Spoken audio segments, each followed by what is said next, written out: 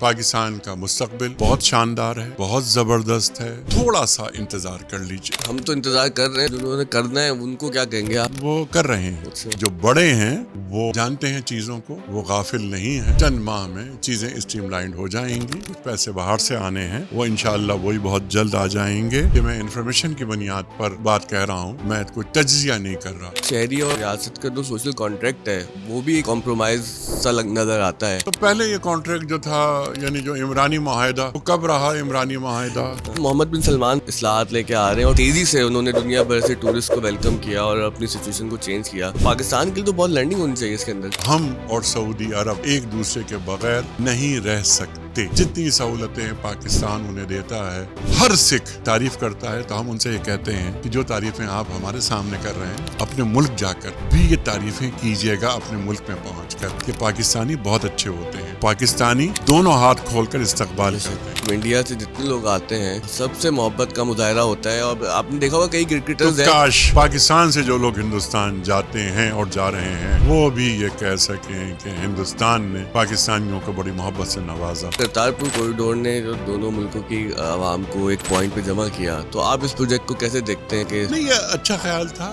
کیونکہ میرے انڈر رہا، ذہن میں یہ تھا کہ 4000 افراد روزانہ آئیں گے، صبح آئیں گے شام کو چلے جائیں گے، لیکن 100 افراد بھی نہیں آ رہے۔ کیا وجہ اس کی؟ انڈین گورنمنٹ یہ نہیں چاہتی کہ وہاں سے زیادہ لوگ آئیں، سہولتیں وہ فراہم نہیں بہت کرتے۔ افسوس کی بات ہے۔ تھوڑی سی کوتاہیاں ہماری بھی ہیں۔ انٹیریئر سندھ میں اگر کسی ہندو بھائی یا بہن کے ساتھ کوئی ظلم ہوتا ہے تو ذمہ دار ہم ہیں۔ بالکل۔ ہے سے ہندو اور میم سے مسلمان، تو ہے اور میم ملتے ہیں تو ہم بنتا ہے۔ ہمارے اوتھ لینے سے کوئی 2 دن پہلے جڑاوالا کا واقعہ ہو گیا تھا، پرائم منسٹر صاحب بھی گئے، چیف جسٹس صاحب بھی گئے، میں بھی گئے۔ اس کنٹینر میں جو چیزیں موجود ہوں اسے پہنچا دیں تاکہ یہ جڑاوالا جیسے واقعات نہ ہو۔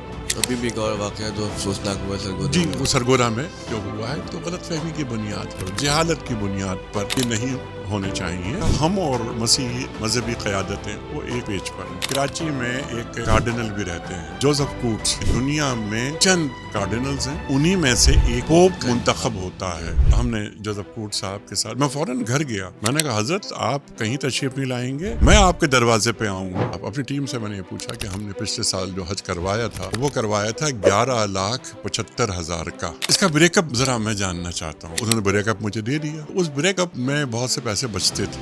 میں نے یہ عرض کی کہ یہ کوئی کمرشل ادارہ تو ہے نہیں، یعنی یہ یہاں ہم کوئی بالٹیاں یا موٹر سائیکل تو نہیں بنا رہے نا کہ جس میں ہم ایک پروفٹ مارجن یہ رکھیں۔ ہمارا کام کیا ہے؟ ہمارا کام یہ ہے کہ ہم حج کو عوام الناس کی استطاعت میں لانا چاہتے ہیں، تو ہم کیوں اس میں ایسے ویسے بنانا، اس میں یہ کام تو حکومتوں کا نہیں ہونا میرا چاہیے۔ خیال ہے کہ نہیں ہوتا۔ جو 11,75 کا جو حج تھا 2023 میں، اب 2024 میں جو حج ہوگا وہ 10,75 کا ہوگا۔ اب ایئر ٹکٹ ہمارا 2.5 لاکھ 2023 میں، 2.5 لاکھ کا ٹکٹ زیادہ ہے، کم سے کم 30,000 روپے بچا لیے۔ 2,20,000۔ وہ پیسے بھی، میں تو اب نہیں ہوں وہاں، لیکن میں نے یہ کہا تھا اپنی منسٹری سے کہ یہ پیسے حاجی کے اکاؤنٹ میں چلے جائیں، جتنی سیونگز ہم کر رہے ہیں۔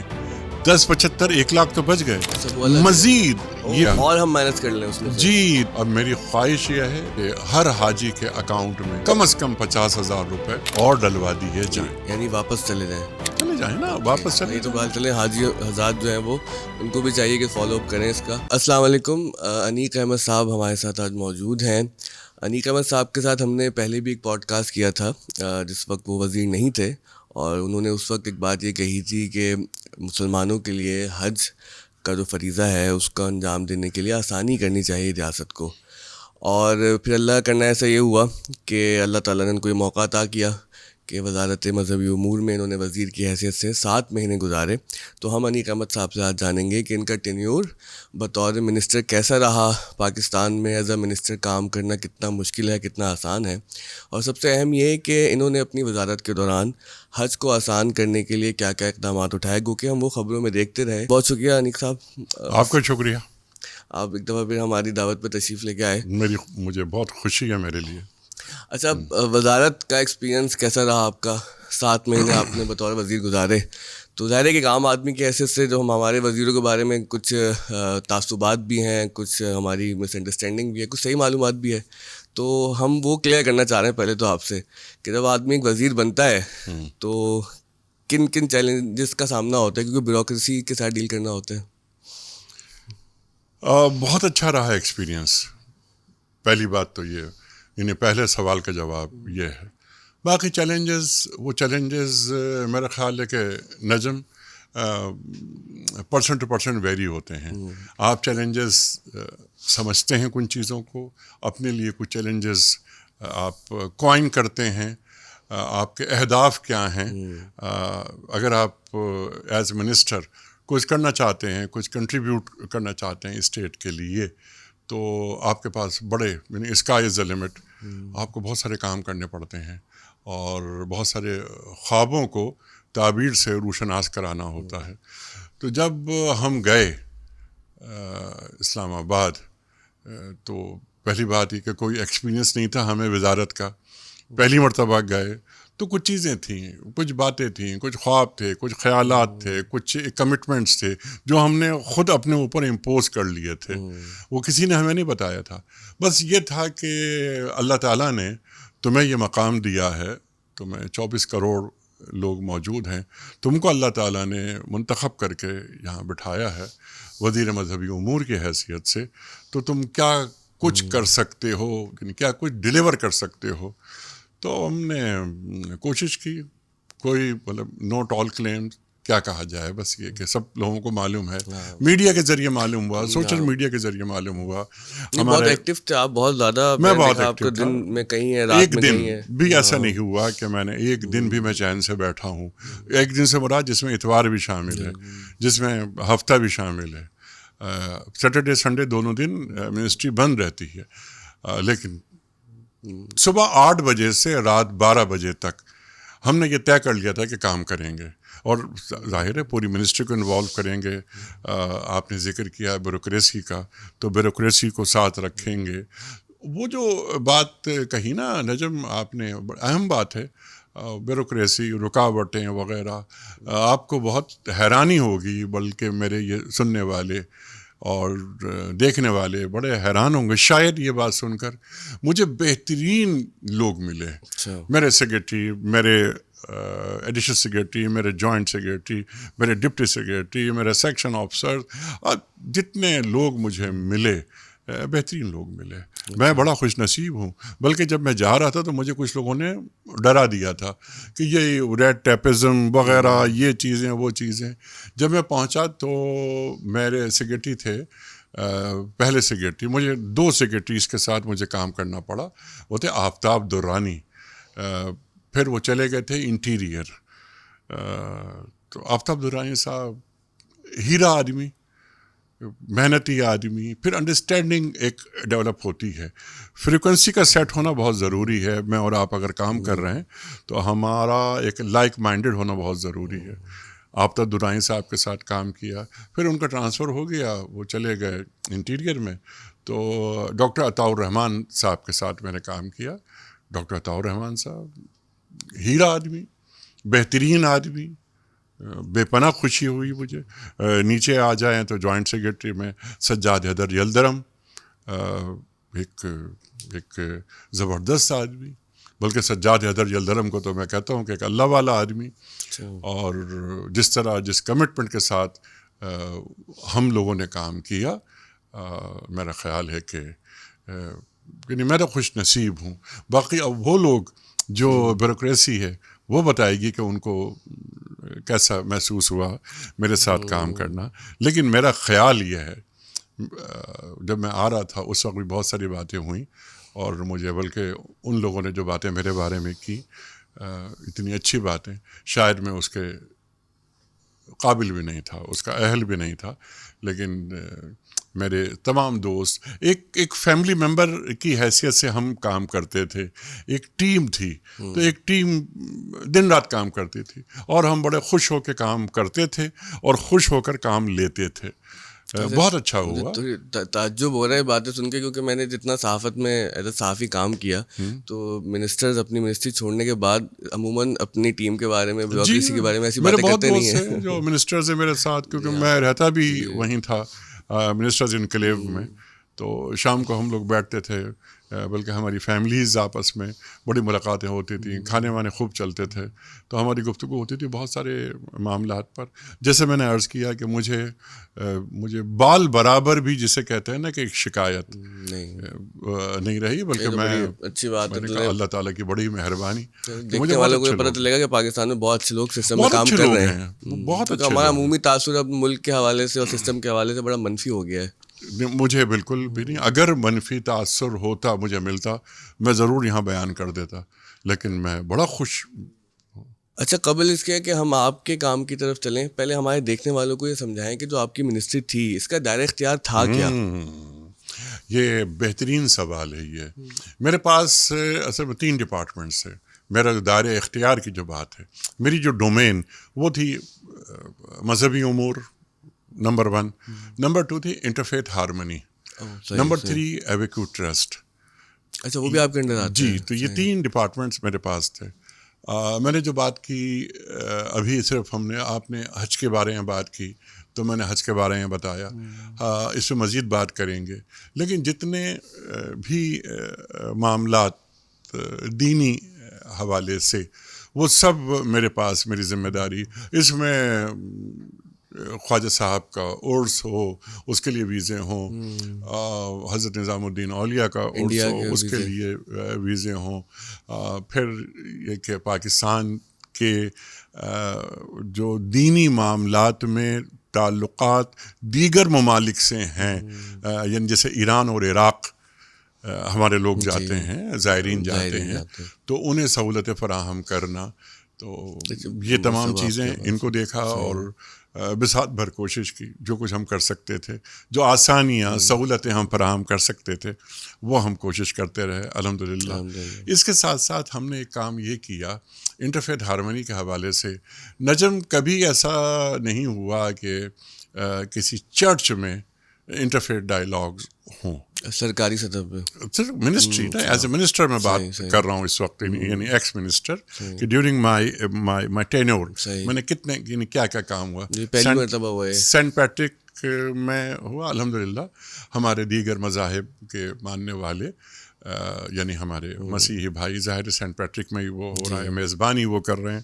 تو ہمارے سکھ بھائی، ہمارے ہندو بھائی اور ہمارے بہائی ہیں یہاں، اور دیگر اقوام ہیں، ان دیگر مذاہب کے ماننے والے، وہ سب وہاں موجود ہوئے. ہمارے علماء نے جو گفتگو وہاں فرمائی تو وہی تعالوا الی کلمۃ سواء بیننا و بینکم الا نعبد الا اللہ. اس پر بات ہوئی بہت کہ مشترکات کیا ہیں، کس طرح ہم آگے بڑھ سکتے ہیں. الحمدللہ. دوسرا کام، ایک دن بس ہم بیٹھے ہوئے تھے اور اس کو سوچ رہے تھے، تو ایک ذہن میں ایک بات یہ آئی کہ ہم جو انٹرفیتھ پہ بات کرتے ہیں، کانفرنسز کرتے ہیں، سیمینارز کرتے ہیں، اس میں مختلف فیتھس کے ماننے والے وہ آتے ہیں، گفتگو ہوتی ہے، بس ختم ہو جاتی ہے یہ بات، نشستن گفتن برخاستن. تو کیوں نہ پاکستان کی جو مختلف یونیورسٹیز ہیں، یوتھ میں یہ بات کی جائے، یہی لوگ ہوں، بولنے والے یہی ہوں، لیکن ہم کریں یہ مختلف جامعات میں. تو اس کا آغاز کیا ہم نے کراچی یونیورسٹی سے، اس کے بعد ہم نے NAD میں کام کیا، پھر یہ اقرا یونیورسٹی ہے.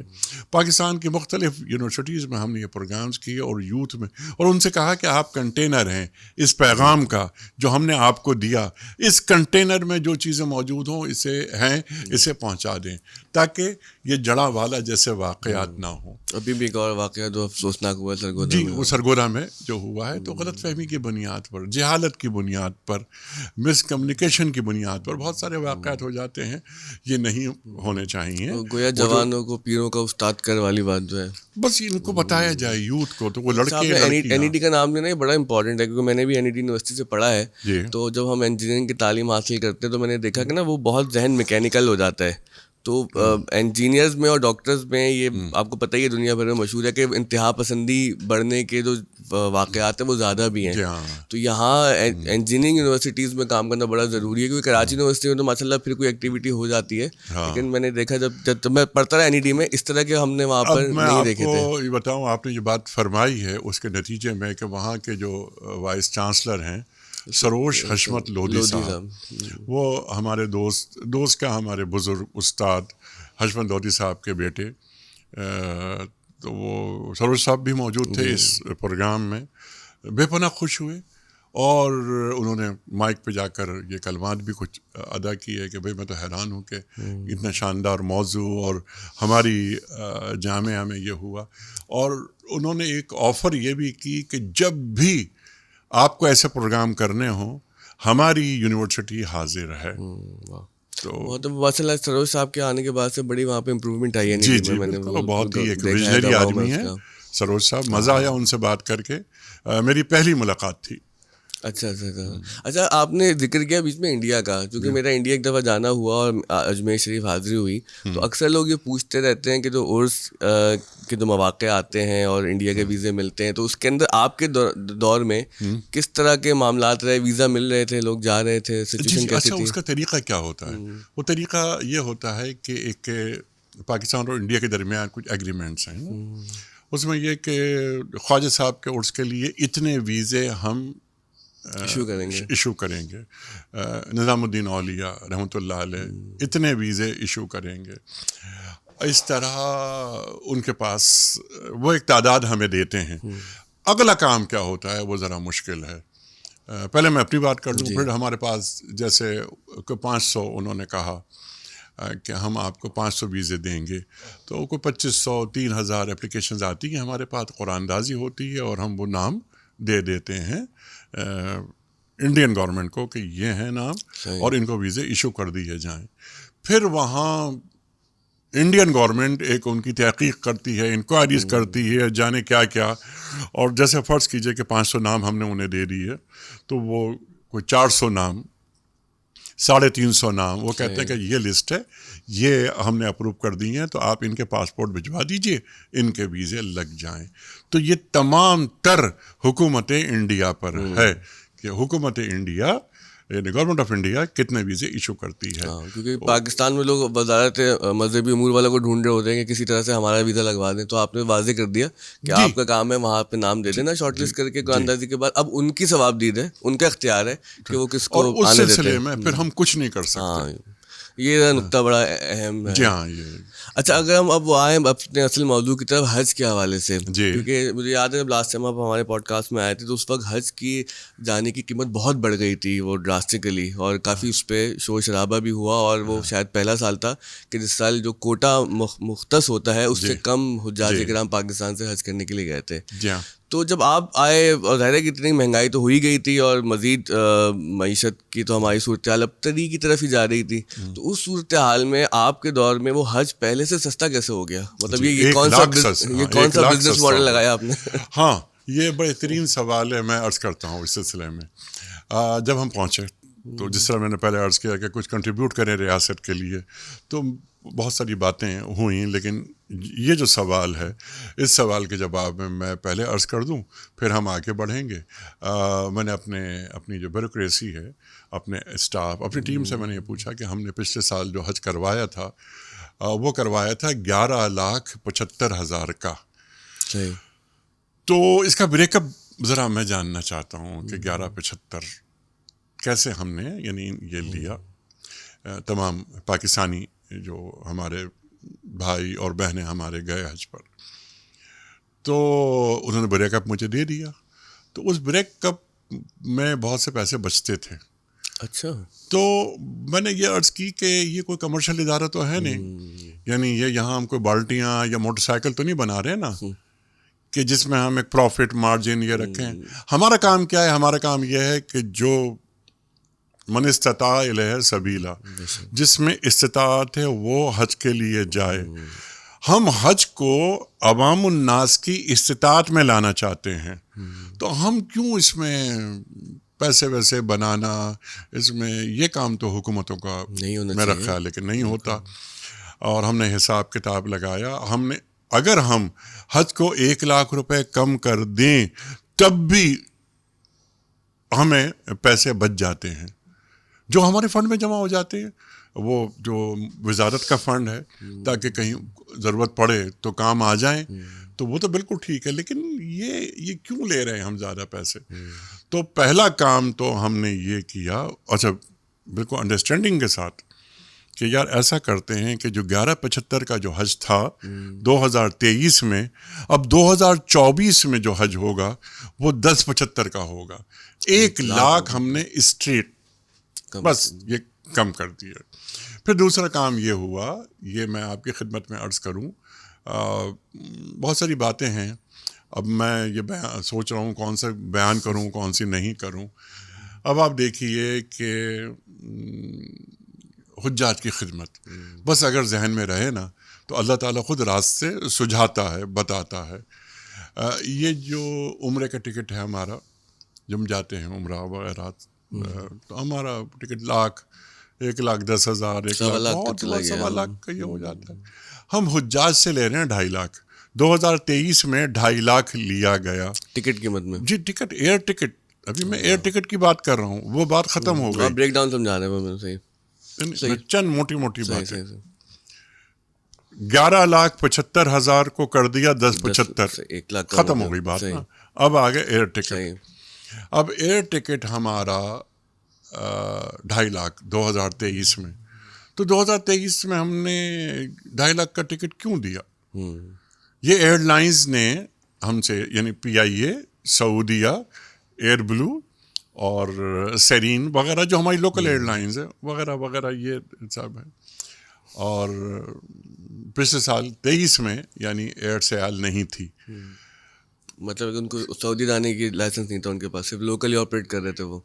نہیں، ان کچھ ٹیکنیکل مجبوری تھی نا. ہاں لوکل، میں لوکل کی بات نہیں کر رہا، میں تو صرف حج کی بات کر رہا ہوں نا. ابھی ہمارا پورا جو میں دیکھنے والوں کو تھوڑا کلیئر کر رہا ہوں، بعد میں لوگ کلپ کاٹ کے کچھ بات بنا رہے تھے. نہیں، یہ کہ وہ وہاں ایئر سیال نے بزنس نہیں کیا 23 میں، تو اس سال یعنی 2024 میں وہ شامل ہیں ہمارے ساتھ. تو خیر ہمارا جو مقصد ہے بات کرنے کا وہ یہ تھا کہ 2,50,000 کا ٹکٹ وہ زیادہ ہے. تو ہم نے کہا کہ ہم اس ٹکٹ کو کم کریں گے تاکہ اس کا فائدہ حجاج کو پہنچے، ان کی سہولتیں بڑھیں.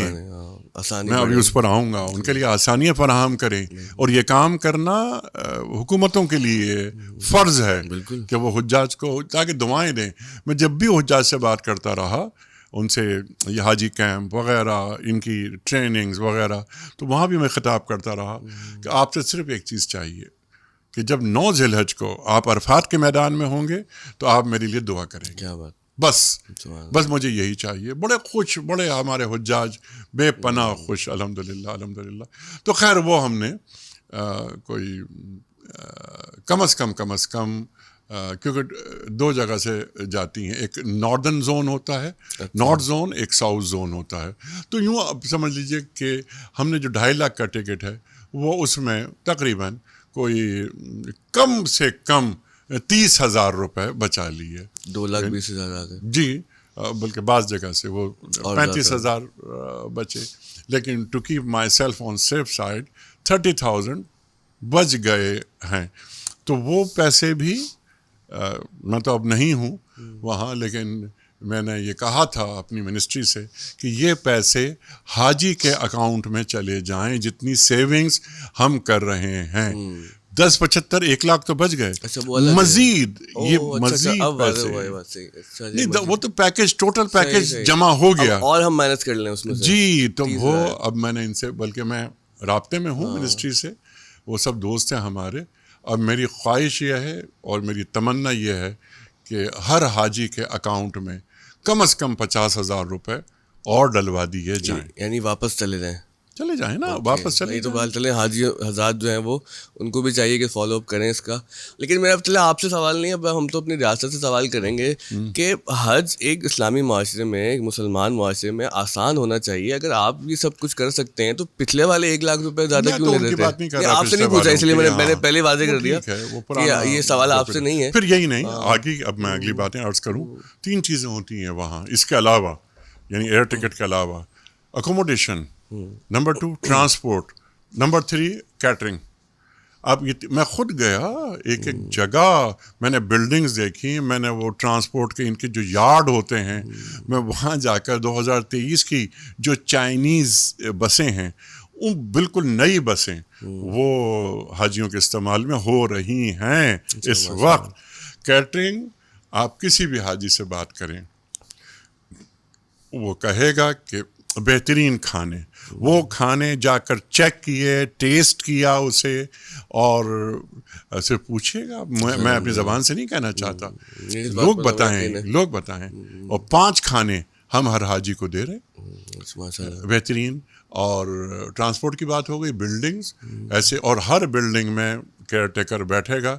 اگر خدا نہ خواستہ کوئی مسئلہ ہوتا ہے تو ہماری جو اپر لمٹ ہے وہ 30 منٹس ہے. 30 منٹس کے اندر وہ مسئلہ حل ہونا چاہیے اگر بلڈنگ میں کوئی مسئلہ ہو رہا ہے. ہم نے شارٹ حج، اب حج 40 41 42 دن کا ہوتا ہے. میرا اگلا سوال یہی تھا. تو اب ہوتا یہ ہے کہ بھائی آپ مصروف آدمی ہیں، اب نجم صاحب جانا چاہ رہے ہیں. ہاں مصروف بھی ہیں اور ایک مجبور بھی ہیں، نوکری کرتے ہیں، چھٹی لمبی تنخواہ کہاں ملے گی، چھٹی کہاں ملے گی. اسی نوکری نے مصروف کر رکھا ہے نا.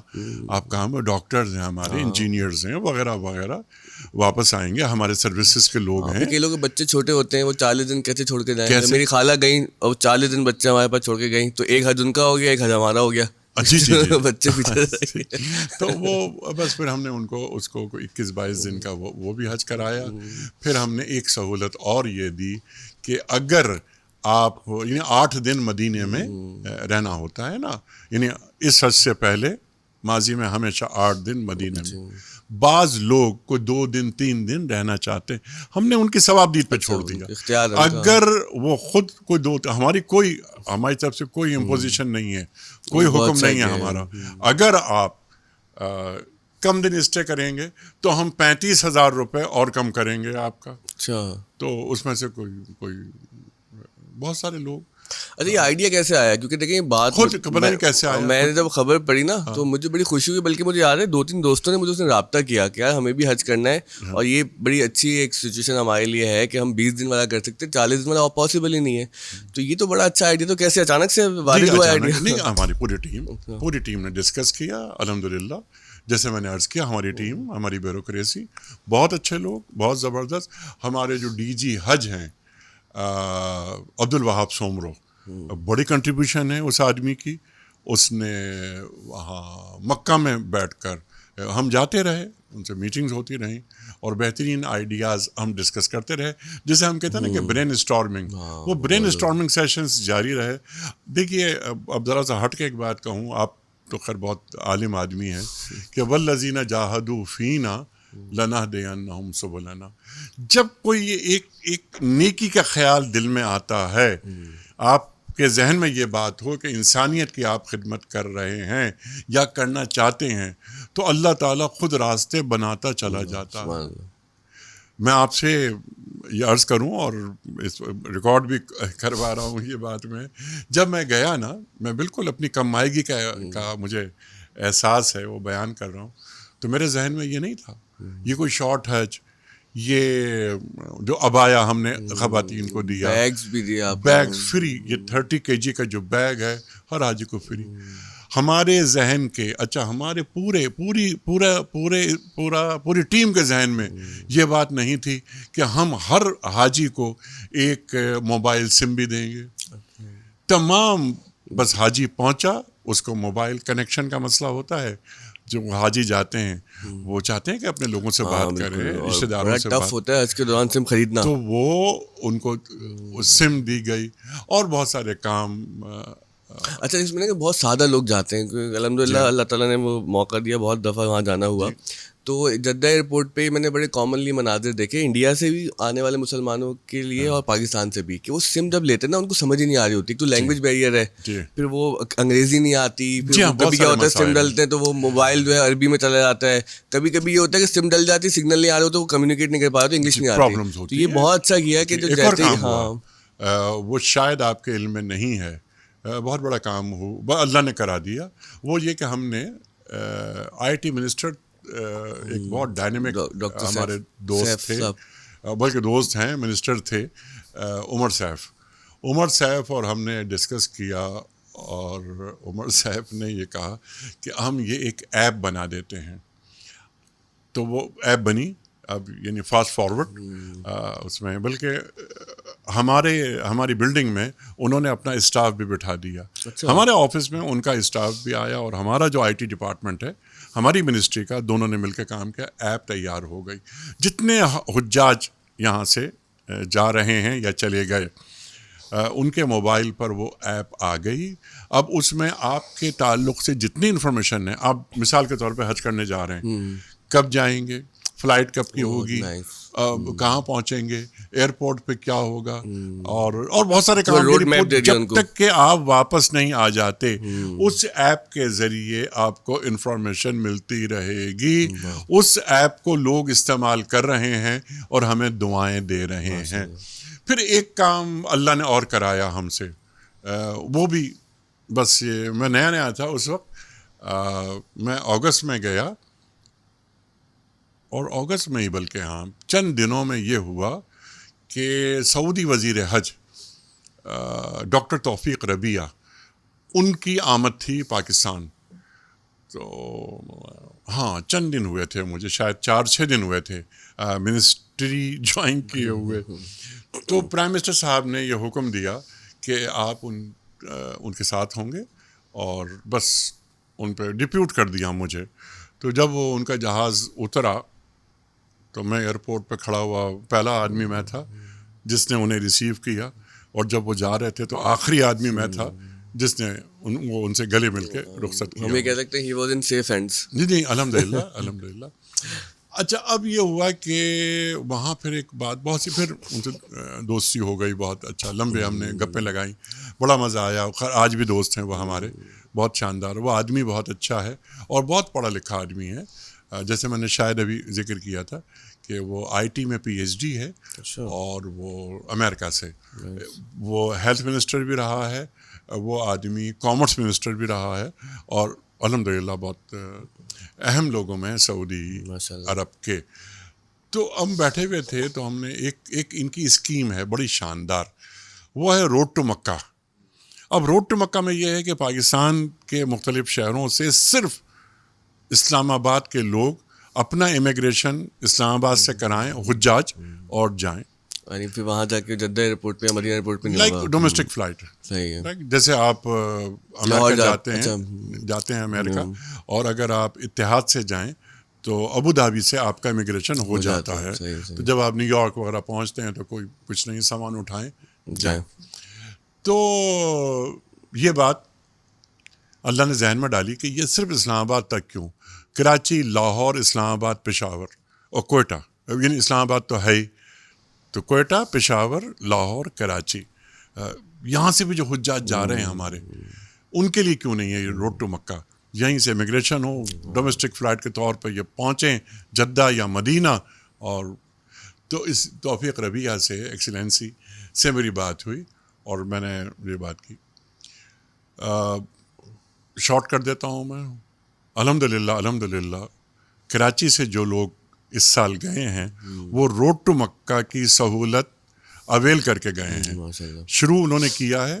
میں چاہتا تھا کہ پشاور، کوئٹہ اور لاہور بھی شامل ہو جائے. انہوں نے کہا کہ سب شامل ہو جائے گا، ہم رفتہ رفتہ آگے بڑھائیں گے. کراچی روڈ ٹو مکہ میں شامل ہو چکا ہے. یہ بہت اچھی بات ہے، اور اللہ تعالیٰ سب کو توفیق دے اور موقع دے وہاں جانے کا. جو لوگ جاتے ہیں ان کو پتہ ہے کہ امیگریشن کا پروسیس کافی ہیکٹک ہوتا ہے. ماضی میں کتنی پرابلمز ہوئی ہیں، ایون کراچی ایئرپورٹ پر. اب یہ یعنی کراچی ایئرپورٹ پر کتنی پرابلمز ہوتی ہیں. اب یہ کہ ایک حاجی جو کراچی سے نکل رہا ہے، امیگریشن کرا رہا ہے، یعنی اب یہ ان کی جو ٹیم آئی، یہ ٹیم تو ان کی آ کے بیٹھی ہوئی ہے نا کراچی ایئرپورٹ پر. ان کے پاس اتنے شاندار اکوپمنٹس ہیں کہ ایک حاجی پر حد سے حد 1 منٹ لگتا ہے. یہ کتنی بڑی بات ہے. تو ان 10,000 بس جھنجٹ تھے اس میں. مطلب مجھے ابھی بات کرتے تو خیال آیا کہ جو لوگ عبادت کے لیے جا رہے ہیں اور ان کے قدم قدم پہ آپ سہولتیں بڑھا رہے ہیں، تو اللہ تعالیٰ اس ہر سہولت کے بدلے تقبل منا انک انت السمیع العلیم. بس راہ للہ. بس ہم نے حجاج سے بھی یہ کہا، بس آپ، بس ہم اب میں کیا عرض کروں، بس اب اس پر ہمیں حجاج کی خدمت کرنے کی اللہ توفیق عطا کرے بس. اچھا، حجاج کا ذکر ہوا تو ایک سوال یہ ضروری ہے کہ وہاں جب حجاج پہنچتے ہیں تو یہ دیکھا گیا ہے کہ وہ ٹریننگ ان کی نہیں ہوتی، معلومات نہیں ہوتے، پریشان زیادہ ہو جاتے ہیں. تو آپ کے جو 7 مہینے گزرے منسٹری میں، تو آپ نے ان کی ٹریننگ کے لیے کیا کیا؟ بہترین ٹریننگز ہم نے ان کی کروائیں، اور میں خود تھا یعنی ان میں شریک ہوا، بلکہ اسپیکرز میں بھی شامل رہا. تو الحمدللہ اب وہ بتائیں گے، یعنی مجھے اپنی زبان سے نہیں کہنا چاہیے. ہم نے ان کی بہترین ٹریننگ، اور کراچی، حیدرآباد بھی گیا تھا میں، لاہور، پشاور، اسلام آباد، ملتان وغیرہ، بہاولپور، اور کئی جگہ جا کر ہم نے بات کی. پرسنلی آپ نے وہ ٹریننگ جی میں پارٹ بالکل، لیا؟ اور اس میں ایک کوئی 40 منٹ کی تقریر میری بھی ہوتی تھی. اچھا. ٹرینرز ہمارے، اچھا باقاعدہ ایک شعبہ ہے صحیح. یہ، یہاں میں یہ کہنا بھول گیا کہ صرف میں نے ہی نہیں کیا، یہ پورا ایک شعبہ ہے کہ جو یہ کام کرتا ہے. لیکن اس پر جسے اب میں کیا کہوں، یعنی ایڈڈ ویلیو کہتے ہیں نا، کیا کہتے ہیں، میں نے کہا نہیں، میں بھی شامل اس کے اندر. بالکل ضروری. تو آپ مجھے بھی کہ وہ ایک نا پرسنل ٹچ بھی ہوتا ہے. دوسرا ہے کہ ریسیونگ اینڈ سے اگر میں سوچوں تو اگر منسٹر خود آ کے بتایا جائے اس کی بات کی اہمیت زیادہ ہوتی ہے. جی تو یہاں ہمارے جو کراچی میں جو حاجی کیمپ میں یہ امتیاز علی شاہ اور یہ گلزار سومرو صاحب، یہ یہاں کراچی میں یہ لوگ اس کو دیکھ رہے تھے، یہ بھی حیران ہوئے. چلے میرے ذہن میں ایک اور بات آ گئی، میں آپ سے نہیں کر رہا، میں آپ کیمرے سے کر رہا ہوں کہ بھائی ایسے لوگوں کو منسٹر لگائیں کہ جو خود اس طرح کی ٹریننگ کروا سکے، ان میں صلاحیت ہو، ان کے اندر معلومات ہو. میں آپ سے بات نہیں کر رہا ابھی میں والی. آپ سے اتفاق کر رہا ہوں. یعنی جس شعبے میں نا اگر مجھے لگا دیا جاتا کامرس میں، تو میں بالکل ہی کامرس میں انٹیریئر میں اگر مجھے لگا دیتا تو میں کیا کر لیتا. تو جس کا جو شعبہ ہے نا ایکسپرٹیز، جیسے عمر سیف آئی ٹی کا ماہر ہے، عمر سیف، اس کو لگایا، بہترین کام کیا. تو یہ مطلب رائٹ مین آن رائٹ جاب، یہ بہت ضروری ہوتا ہے. یہ میں آپ سے اتفاق کرتا ہوں. اچھا، ہم نے حج کی تو کافی تفصیل سے بات کی. انٹرفیتھ ہارمنی کا جو آپ کا کام ہے، لیکن اس وقت پاکستان میں جو صورتحال ہے وہ تھوڑی سی تشویشناک تو ہے کہ اس طرح کے جو واقعات ہیں، مائنورٹیز کے خلاف ہیٹڈ کے واقعات، وہ ہوتے تو رہے ہیں ہماری تاریخ کے اندر، لیکن چونکہ اب سوشل میڈیا ہے، انفارمیشن زیادہ ہمیں جلدی مل جاتی ہے، تو اس کے حوالے تشویش بھی بڑھ جاتی ہے. تو آپ کیسے دیکھتے ہیں اپنے دور کو کہ کیا وہ اہم تھے؟ آپ نے تو بتایا کہ آپ نے چرچ میں جا کے فار دا فرسٹ ٹائم ایک انٹرفیتھ ہارمنی ڈائلاگ کروایا. اس کے علاوہ آپ کی کیا خدمات رہیں اس زمین میں؟ میں عرض کرتا ہوں، یہ بڑا اہم سوال ہے یہ، اور یہ بہت اہم موضوع ہے. ہم جب آئے نا تو اسے 1 یا 2 دن پہلے جڑاوالا کا واقعہ ہو گیا تھا. یعنی ہمارے اوتھ لینے سے کوئی 2 دن پہلے پرائم منسٹر صاحب بھی گئے، چیف جسٹس صاحب بھی گئے، پوری دنیا گئی جڑاوالا، خود میں بھی گیا. تو وہاں پہنچ کر ہم نے جو ہارمنی کی بات ہو سکتی ہے بہت کچھ کیا. پھر ہم نے یہ جو مسیحی مذہبی قیادت ہے، ان کو اپنے ساتھ رکھا. ہم اور مسیحی مذہبی قیادتیں وہ ایک پیج پر ہیں الحمدللہ. یہاں کراچی میں، اب شروع کرتا ہوں میں کراچی سے. کراچی میں ایک کارڈنل بھی رہتے ہیں جو بہت سے افراد کو نہیں معلوم. کارڈنل ایک بڑا مذہبی عہدہ ہے، منصب ہے. تو یہ جوزف کوٹس، تو جوزف کوٹ صاحب، مجھے حیرانی تھی اس بات پر کہ میں بھی کراچی کا ہوں، جوزف کوٹ صاحب بھی کراچی میں، میری ملاقات کیوں نہیں ہوئی. بہت ہی زبردست آدمی، بہت ہی ویل ریڈ پرسن. اور کارڈنل کے تعلق سے تو ہم اور آپ جانتے ہیں نا کہ دنیا میں جو چند کارڈنلز ہیں اور انہی میں سے ایک پوپ منتخب ہوتا ہے. جی، تو اب اتنا بڑا آدمی، اتنا اہم آدمی کراچی میں رہ رہا ہے. تو ہم نے جوزف کوٹ صاحب کے ساتھ، میں فوراً گھر گیا. میں نے کہا حضرت آپ کہیں تشریف نہیں لائیں گے، میں آپ کے دروازے پہ آؤں گا. میں ان کے گھر گیا، پھر کئی مرتبہ گیا اور ان سے لمبی گفتگو رہی. پھر ہم نے مل کے پروگرامز کیے، اور جتنے تعلیمی اداروں میں پروگرامز ہوئے انٹرفیتھ ہارمنی کے حوالے سے، جوزف کوٹس موجود رہے ہمارے ساتھ. پھر جو یہاں بشپ صاحبان ہیں وغیرہ، خاص طور پر ہمارے جو مسیحی بھائی ہیں. پھر یہاں ہمارے جو ہندو برادری ہے ہماری، تو ہم نے تو بلکہ ان کے ساتھ مل کے بہت کام کیا. میں نے نجم ایک بات بیان کی تھی, وہ بات بہت چلتی ہے آگے, کہ ہے سے ہندو اور میم سے مسلمان, تو ہے اور میم ملتے ہیں تو ہم بنتا ہے. تو ہم ساتھ کام کریں گے. ہم نے ہندوستان میں تہذیبی اشتراک کی صدیاں ساتھ گزاری ہیں, تو یہ کیا ہم ایک دوسرے کے خلاف ہو گئے؟ اب سوشل میڈیا پہ تو اب بھی گزار ہی رہے ہم ساتھی. مطلب انڈیا اور پاکستان کی عوام یا ہندو مسلمان کافی زیادہ اب تو آن لائن کنیکٹڈ ہو گئے دنیا کے اندر. اب آپ دنیا بھر گھومتے ہیں, باہر جا کے دیکھتے ہیں جیسے لگتے ہیں. جی, لیکن ہمارے اندر یہ جو ایک اب نفرت کا لفظ شاید زیادہ ہے, یہ اختلاف ہے. انٹیریئر سندھ میں اگر کسی ہندو بھائی یا بہن کے ساتھ کوئی ظلم ہوتا ہے تو وہ کیسے ہو گیا؟ اس ریاست میں جو ہمارے غیر مسلم بھائی اور بہنیں ہیں, وہ خود کو اگر محفوظ تصور نہیں کر رہے تو ذمہ دار ہم ہیں. بالکل, تو ذمہ دار ہم ہیں. یہ کیا بات؟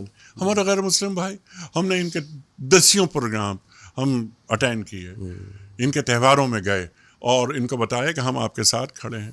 آج پاکستان میں جتنے بھی ہمارے غیر مسلم بھائی اور بہنیں موجود ہیں یہاں, ان سے پوچھئے, وہ کہیں گے یہ لاہور کا جو بشپ ہے وہ ہے ندیم کامران, وہ میرا ذاتی دوست ہو گیا. تو اور بہت سارے لوگ, یعنی اچھا, میں نے آپ کی کچھ پکچر سکھ برادری کے رہنماؤں کے ساتھ بھی دیکھی. یہ بابا گرو نانک جنم دن ننکانہ صاحب تقریبات ہوئیں. 31-32 ہزار سکھ تشریف لائے تھے ہندوستان سے, اور ان کے ایک ان کے روحانی پیشوا وہ بھی تھے, میں ان کا نام بھول رہا ہوں اس وقت, وہ موجود تھے. تو ان کی اور میری دونوں کی تقریر ہوئی. اب میں ایک خاص بات آپ سے نجم صاحب کروں. جب ہم وہاں پہنچے ننکانہ صاحب, وہ اتنا بڑا اجتماع اور آڈینس میں آپ کے سکھ بھائی, تو انہیں بتایا ہم نے, یعنی بتایا سے مراد تقریر میں بتایا, وہ سب جانتے تھے اپنے گرو کو, کہ بابا گرو نانک کی خدمات کیا ہیں انسانیت کے لیے, اور کتنے بڑے وہ سوشل ریفارمر تھے. ان کے والد نے ان کو 20 روپے دیے اس وقت, اور 20 روپے کچھ کام کرو جا کر. وہ 20 روپے باہر لے گئے اور غریبوں کو کھانا کھلا دیا. اور کس طرح انہوں نے یہ کرتارپور میں کس طرح کام کیا, اور کس طرح انسانیت کی خدمت کی. اور بابا گرو نانک کتنے بڑے موحد تھے, وہ بہت ایک بڑا موضوع ہے یہ. تو اب جب اور ان کی جو تعریفیں ہوئیں, کس کی؟ بابا گرو نانک کی, تو یہ حیران تھے کہ یہ, اور ان کا جو کیا کہوں میں اسے, کہ جو مقبرہ اس کے بالکل, یعنی اس صحن میں بیٹھ کے ہم بات کر رہے تھے, اور یہ بہت بڑا میدان, ہزاروں لوگ موجود, اور وہ لائیو جا رہا تھا, کئی چینل اسے لائیو دکھا رہے تھے. تو وہاں ہم نے توحید کا پیغام بابا گرو نانک کے ذریعے دیا. قل هو اللہ احد اللہ الصمد کیسے بیان کیا جاتا ہے.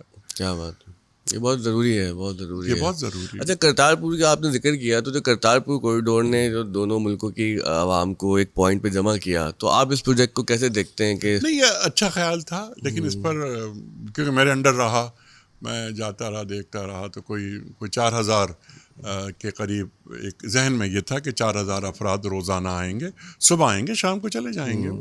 اور یہ بہت اچھا کام تھا, اور اس پہ مزید کام ہونا چاہیے. لیکن 100 افراد بھی نہیں آ رہے.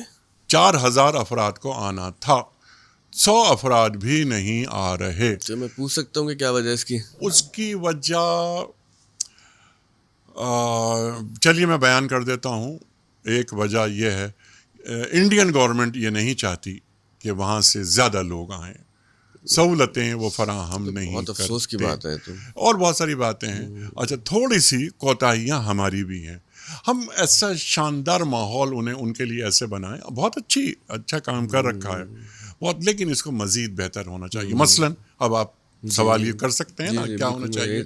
دیکھیے, ایک تو یہ کہ جو لوگ آ رہے ہیں کرتارپور سے یہاں, ان کو بہترین سہولتیں فراہم کی جائیں. یعنی ایک تو یہ کہ ان کا اسٹے ہو.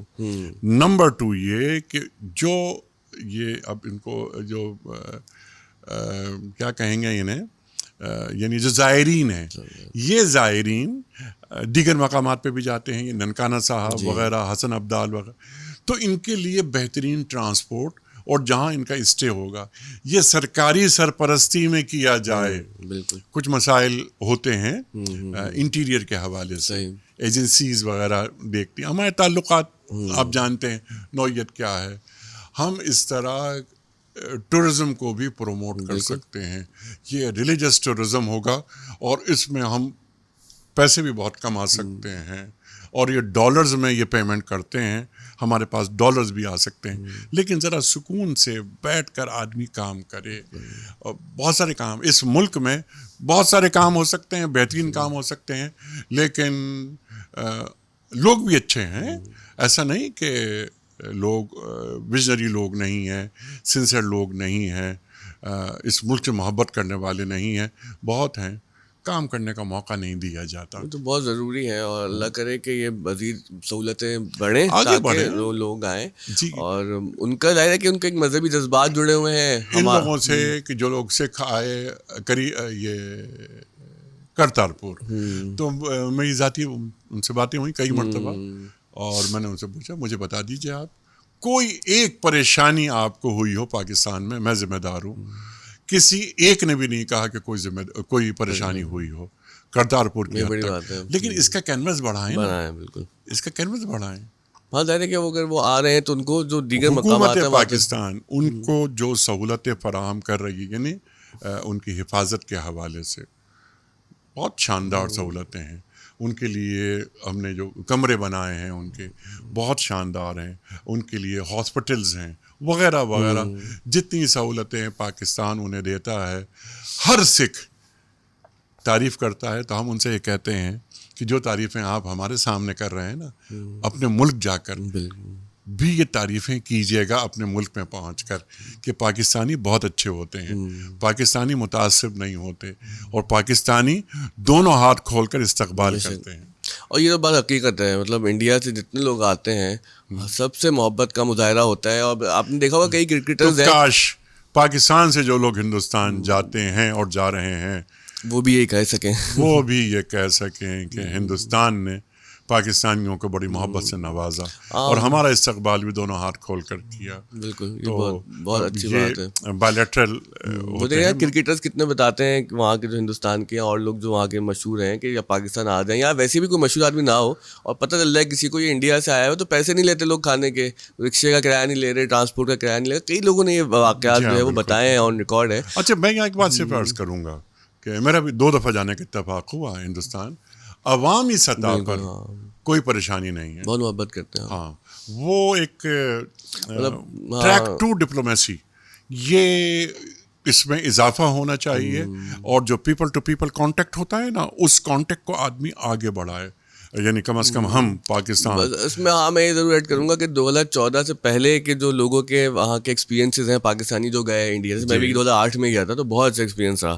لیکن 2014 کے بعد تو ظاہر ویزا نہیں مل رہا, اور جو لوگ جا بھی رہے ہیں تو اب وہ مختلف باتیں وہاں سے انڈیا سے پاکستانیوں کے ایکسپیرینسز سننے کو مل رہے ہیں. تو پہلے ظاہر اس طرح سے ہم نہیں سنتے تھے, لیکن ہمیں امید ہے کہ انشاءاللہ انڈیا میں بھی الیکشن چل رہے ہیں, اللہ کرے وہاں پہ کوئی ایسی ریفلیکشن ہوتا ہے تبدیلی آئے. پالیسیز کا, تو جو عوام ٹرکل ڈاؤن افیکٹ ہوتا ہے نا کہ وہ بالکل نیچے لگا رہا ہے. اللہ کرے انڈیا میں بھی ایسی مثبت تبدیلی آئے کہ وہاں پر بھی جو محبت کا معاملہ ہے وہ بڑے, نفرتیں کم ہو, اور پھر پاکستان میں بھی اگر جو ہماری نفرتیں ہیں اللہ کرے وہ بھی کم ہو, ہماری محبت بڑھے, اور پیپل ٹو پیپل کانٹیکٹ بڑھنا چاہیے. اچھا, آپ نے بات کی ریلیجیس ٹورزم کی, تو ایک اگر آپ مجھے اجازت دیں سوال میرا ابھی ذہن میں آیا کہ جو بدھسٹ حضرات ہیں ان کی بھی پاکستان میں یہاں پر جگہ ہیں, زیارات ہیں, تو ان کے حوالے سے آپ کا کیا ایکسپیرینس ہے؟ وہ تو بہت زیادہ انویسٹ کرنا بھی چاہتے ہیں, مختلف باتیں اخباروں میں ہم پڑھتے رہتے ہیں, لیکن وہ پروجیکٹس کبھی ہو نہیں پاتے اس طرح سے. اجازت دینی چاہیے اور دائرہ کار بڑھائیں. میں یہی عرض کر رہا تھا کہ بہت سارا کام یہاں کرنے کی گنجائش ہے. یہ اس سے ہمیں ہر طرح کا فائدہ ہے. میں نے کہا نا کہ آخری فائدہ, حالانکہ یہ بڑا فائدہ نہیں ہوتا, لیکن بڑا فائدہ ہے کہ ڈالرز آئیں گے ہمارے پاس, انکم ہوگی, انکم ہو رہی ہے ہمیں. تو اس کے لیے آپ کو سب سے پہلا کام یہ کرنا ہے کہ لا اینڈ آرڈر یہ درست کر دیں. ہماری جو ٹورزم ہے نا, اس کے علاوہ یہ ہمارے ناردرن ایریاز, ہم کتنا کما سکتے ہیں اس سے. لیکن ذرا حالات ٹھیک کریں. جن کا کام ہے وہ یہ کام کریں. آپ دیکھیے کتنے پیسے آتے ہیں. پاکستان جنت نظیر ہے. جب ہم جاتے ہیں ناردرن ایریاز میں خاص طور پہ ہم حیران ہو جاتے ہیں کہ اتنی اچھی جگہ اللہ نے ہمیں دی ہے. سہولتوں کا فقدان ہے وہاں پہ. سہولتوں سے پہلے لا اینڈ آرڈر. ہاں ایگزیکٹلی, کیونکہ وہ وہاں سے واقعات بھی ہو چکے. اچھا, آپ چونکہ منسٹر ہیں اور آپ کا سعودی عرب بہت جانا ہوا, تو ایک سوال میرے ذہن میں اس سے جڑا ہوا بھی بنا کہ جو محمد بن سلمان صاحب جو اصلاحات لے کے آ رہے ہیں اور ٹورزم کے لیے اس طرح سے دنیا کو کھول رہے ہیں, مطلب سعودی عرب کے لیے, تو ان سے ہم کیا سیکھ سکتے ہیں کہ سعودی عرب کی ایک پالیسی میں شفٹ آیا ہے اور جس طرح سے تیزی سے انہوں نے دنیا بھر سے ٹورسٹ کو ویلکم کیا اور اپنی سچویشن کو چینج کیا, تو پاکستان کے لیے تو بہت لرننگ ہونی چاہیے اس کے اندر. پاکستان کی لرننگ ہونی چاہیے نا اس کے اندر کہ سعودی عرب نے کس طرح سے ٹورزم کو پروموٹ کر رہے ہیں, تو ہم تو بہت قریب ہوتے ہیں سعودیوں سے, تو یہ کیوں نہیں سیکھتے ان سے ہم؟ نہیں, پاکستان میں کون سے ایسے حج, وہاں حج ہوتا ہے, وہاں عمرے کے لیے لوگ جاتے ہیں. نہیں, اب تو اور دونوں کا فرق ہے نا, ویژن کا فرق ہے دونوں میں, اور میرا نہیں خیال کہ دونوں کو کمپیئر کیا جا سکتا ہے. مطلب وہ تو حج عمرہ ہوتا ہے, اب تو ریاض اور دمام اور جدہ میں جس طرح سے ٹورسٹ پلیسز کھول کے لوگوں کو دعوت دی جا رہی ہے نا, تو وہ ایک وہ لرننگ نہیں ہمارے لیے اس میں. وہ ہے, میں یہی عرض کر رہا تھا نا. اب ریاض میں کیا کیا انہوں نے, ریاض میں ایک بولیوارڈ سٹی بنایا, بولیوارڈ ورلڈ بنایا, ہو رہے ہیں وہاں جو مالز ہیں وغیرہ وغیرہ. لیکن دیکھیے اس میں صرف ایک چیز یہ ہوتی ہے کہ کچھ پیرامیٹرز ہوتے ہیں.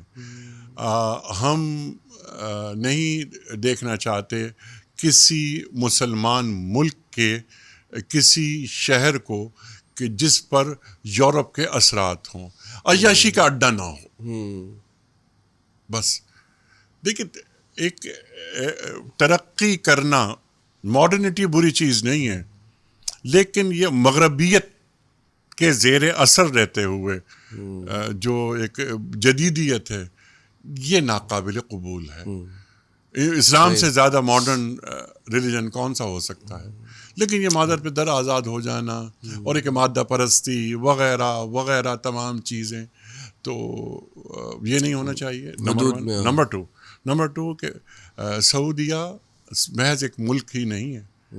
سعودیہ عالم اسلام کا مرکز ہے ان مقامات کی وجہ سے جو مقامات موجود ہیں, رول ماڈل ہے, تو ذمہ داریاں زیادہ ہو جاتی ہیں. تو سعودی عرب ہمارا قریب ترین دوست ہے, اور ہم اور سعودی عرب ایک دوسرے کے بغیر نہیں رہ سکتے. لیکن پیرامیٹرز, جیسے میں نے عرض کیا کہ پیرامیٹرز, دین کے اصول, پیرامیٹرز کون طے کرتا ہے؟ اللہ اور اللہ کے رسول صلی اللہ علیہ وآلہ وسلم. وہ حدود تجاوز نہ کریں اس سے اور آگے بڑھیں, مطلب حدود و قیود کے رہتے ہوئے ترقی کریں. اچھا, ایک بات جو ہم کریں گے آپ سے وہ ہے کہ ہم نے یہ تو بات کر لی انٹرفیتھ ہارمونی کے حوالے سے. اب میں نے دیکھا کہ آپ جو ہمارے اسکول آف تھاٹس ہیں اسلام میں, وہاں پر بھی بہت ایکٹیولی نظر آ رہے تھے. صبح ایک مدرسے میں, شام میں دوسرے مدرسے میں. تو وہ ایکسپیرینس کیسا رہا؟ کیونکہ ہمارے یہاں چونکہ آپ کو پتہ ہی ہے کہ مولانا آزاد کے بارے میں بہت ساری مسکنسیپشن پھیلائے ہوئے بھی ہیں کہ ویلکمنگ نہیں ہے, مدارس بہت کلوزڈ ہیں. تو آپ تو ماشاء اللہ سے کیونکہ اندر کے آدمی ہیں اور سب جانتے ہیں ماحول, تو آپ کا ایکسپیرینس کیسے رہا اور آپ نے مدارس کو آگے بڑھانے کے لیے اور معاشرے میں مزید مین اسٹریمنگ کے لیے کیا کردار ادا کیا اس دوران؟ سب سے پہلے تو کام ذہن میں یہ تھا ہمارے کہ جس طرح میں نے ایک ابھی انٹرفیتھ کے حوالے سے قرآن کریم کی ایک آیت پڑھی تھی, انٹرفیتھ ہے نا, اور یا اہل الکتاب, اہل کتاب سے مخاطبت اللہ تعالیٰ قرآن کریم میں فرما رہا ہے, تعالوا الی کلمۃ سواء بیننا وبینکم اللہ نعبد الا اللہ. کہا جا رہا ہے کس سے؟ یہود سے اور مسیحی بھائیوں سے, مسیحیوں سے قریب آ جاؤ, مشترکات پر بات کرتے ہیں, جو چیزیں ہماری اور تمہاری کامن ہیں. جب ہم کسی ایک غیر مسلم سے یہ بات کہہ سکتے ہیں اور امید رکھ سکتے ہیں کہ وہ مشترکات پہ آ جائے گا, تو یہ انٹرافیتھ کے حوالے سے, اگر میں بریلوی ہوں, آپ دیوبندی ہیں, کوئی شیعہ ہے, کوئی اہل حدیث ہے, سب بھائی ہے نا. راستے مختلف ہو سکتے ہیں, وہ بھی فکری اختلاف ہو سکتا ہے, میرا آپ سے منزل ایک ہی ہے نا. تو جب ہم غیر مسلم سے توقع رکھ سکتے ہیں تو کیوں ہم ایک مسلمان سے بات کیوں نہیں کرتے؟ ان جو مشترکات ہیں ان کو کیوں نہیں لاتے؟ کلمے کو بائنڈنگ فورس کیوں نہیں بناتے؟ یہ چند باتیں اللہ کا شکر ہے میں کوئی 25 سال سے کام کر رہا ہوں انہی علماء میں 99 سے، یعنی 99 سے کام کرو الحمدللہ یہ سب میرے دوست ہیں، یہ جانتے ہیں، اور 25 سال میں آدمی واضح ہو جاتا ہے بہت بڑا سا ہے کہ ہم نے اس کا جو فکری نظام ہے وہ چاہتا کیا ہے، دیکھتا کیسے ہے، سوچتا کیسے ہے. تو الحمدللہ. اور میرے ساتھ تمام مسالک کے علماء میرے ساتھ ہیں اور میں ان کے ساتھ ہوں. بہترین جو شیعہ علماء ہیں وہ علامہ رضی جعفر صاحب ہوں، علامہ حسن ظفر نقوی صاحب، کراچی کی بات میں کر رہا ہوں، یا کوئی سنی علماء ہیں، وہ مفتی منیب الرحمان صاحب سے لے کر مولانا اسد تھانوی صاحب سے لے کر، اور یہ جو اہل حدیث علماء ڈاکٹر حماد لکھوی ہیں وغیرہ وغیرہ، تمام افراد، تمام. مفتی تقی عثمانی صاحب کے ساتھ بھی ایک تصویر آپ کی وائرل ہوئی تھی جب آپ منسٹر تھے. مفتی تقی عثمانی صاحب کے ساتھ میرا ایک قدیم ایک تعلق ہے، تو میں سیکھتا ہوں جا کر. اچھا، میں جو پوچھنا چاہ رہا تھا بات، کیونکہ آپ کا ماشاء اللہ 25 سال آپ نے بتایا تعلق میں ان سب سے ہو گیا ہے، تو آپ کی شہرت ایک بڑی اچھی ہے. اور اسے میں نہیں کہتا کہ آپ سے ہمارا ایک ذاتی تعلق بھی ہے، کہ آپ کے پروگرام میں نا بہت ہی سنجیدہ علماء جو کریم ہے، ہمیشہ ہم نے وہی دیکھی ہے نا، کہ بہت ہی اسکالرلی لوگ آتے ہیں. ہاں، تو وہ تو آپ کے ظاہر ہے کہ خاصہ ہے کہ آپ کے پروگرام کا جو پیام صبح ہے، تو اس کا کتنا فائدہ ہوا؟ کیونکہ آپ کے تعلقات تو پہلے سے تھے. یہ بہت اچھی بات کی، اسے بڑا فائدہ ہوا، کیونکہ جو ہمارے محترم علماء ہیں نا، انہیں ایک ان کے پاس یہ تاثر گیا ہے کہ دین کے تعلق سے یہ سنجیدہ آدمی ہے. جس طرح پیام صبح کی آپ نے بات کی نا، 13 سال مکمل ہو گئے ڈیلی پروگرام کرتے ہوئے دنیا ٹی وی پر پیام صبح، 14واں سال شروع ہو گیا. تو ایک چیز نکل کر آتی ہے نا سامنے کی، جب قرآن پہ ہم بات کر رہے ہیں تو سنجیدگی سے بات ہوتی ہے. ہم ایک آیت، 2 آیات، 3 آیات، 4 آیات روز لے کر بیٹھتے ہیں اور اس پر گفتگو ہوتی ہے. پورے پاکستان کی جو کریم ہے، جیسا کہ آپ نے کہا جید علماء وہ ہوتے ہیں. ہم قرآن کریم کی اس آیت کو شان نزول سے لے کر لمحہ موجود تک جوڑتے ہیں. آج ذہن انسانی کی امامت قرآن کریم کیسے کرتا ہے، اب اس سے جو گفتگو ہوتی ہے اور باتیں نکلتی ہیں. قرآن کبھی پرانا نہیں ہو سکتا، شریعت کبھی پرانی نہیں ہو سکتی. تو دین کے پیغام کو آج کے خاص طور پر نوجوان اس تک یہ بات پہنچائی جائے اور اسے لاجواب نہ کیا جائے، اسے قائل کیا جائے. اچھا، آپ کے پروگرام میں ایک بڑا اچھا سلسلہ شروع ہوا کہ آپ نے نوجوانوں سے سوالات ریکارڈ کروائے اور وہ پھر آپ کے پروگرام میں شامل ہوتے. ہمارے اسکول بھی تشریف لائے تھے آپ کی ٹیم. ہاں، تو یہاں پہ بچوں نے، نوجوانوں نے سوالات ریکارڈ کروائے، پھر آپ کے وہ پروگرام میں آن ایئر بھی ہوئے. تو یہ بڑا اچھا آئیڈیا ہے. تو اس پہ مزید جو ہے یوتھ پہ ہم بہت کام کرتے ہیں. کنفیوژنز ہیں، نئے سوالات نہیں، چیلنجز، بڑے چیلنجز ہیں. یہ ہمارا ابھی ایتھیزم کتنا بڑا مسئلہ ہے، یہ اے آئی کتنا بڑا مسئلہ ہے.